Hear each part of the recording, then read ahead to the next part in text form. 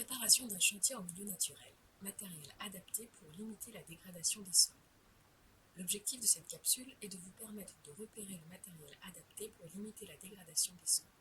La durée est de 15 minutes. Cette formation se déroule en 4 parties.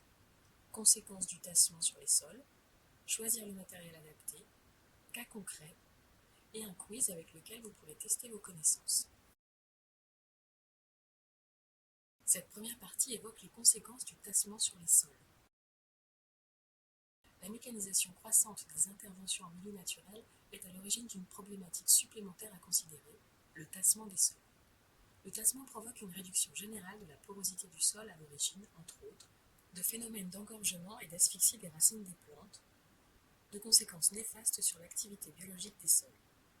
Ces modifications du sol sont le plus souvent induites par le passage d'engins qui peuvent avoir des effets directs ou indirects sur le milieu.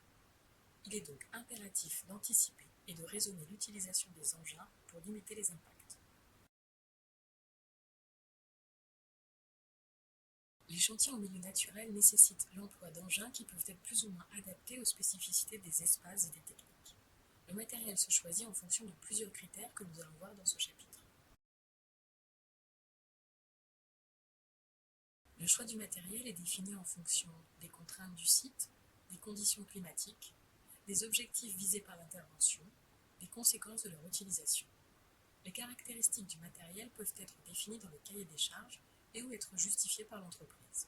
On accordera une attention particulière à la portance du sol du milieu dans lequel on intervient, en lien avec le choix de la période d'intervention. Cliquez sur les plus pour obtenir des exemples.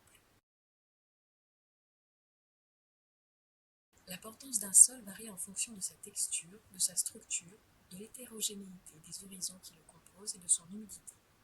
Ce dernier facteur est très important en zone humide, puisqu'un sol est d'autant plus sensible au tassement qu'il est gorgé d'eau.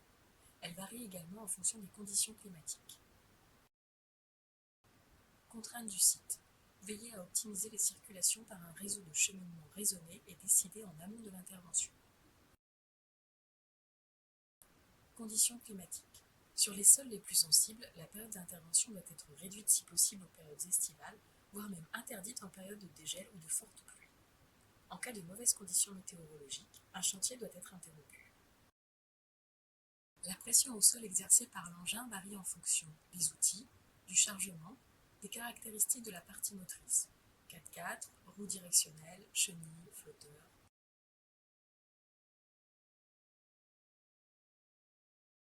Cette partie illustre des cas concrets de matériels adaptés aux spécificités des espaces et des techniques attendues.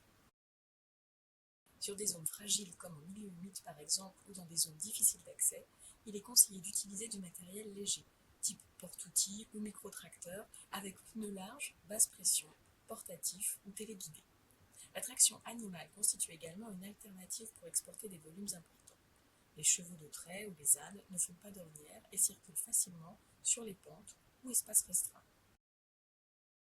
La technique du câble-mât permet de s'affranchir de l'utilisation de machines sur la parcelle. Les bois sont abattus manuellement et débardés à l'aide d'un câble suspendu. Synthèse. Le tassement des sols est à limiter car il engendre une diminution de la vie du sol, des risques d'érosion des sols.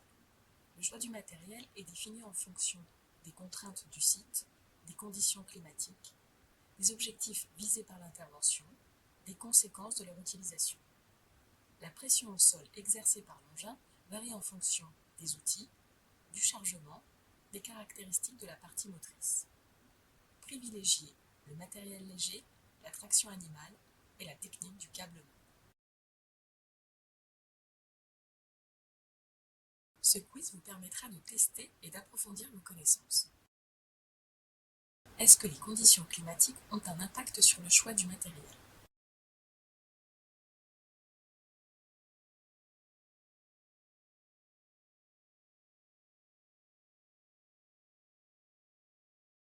Associer une technique à un milieu en prenant compte des contraintes du site.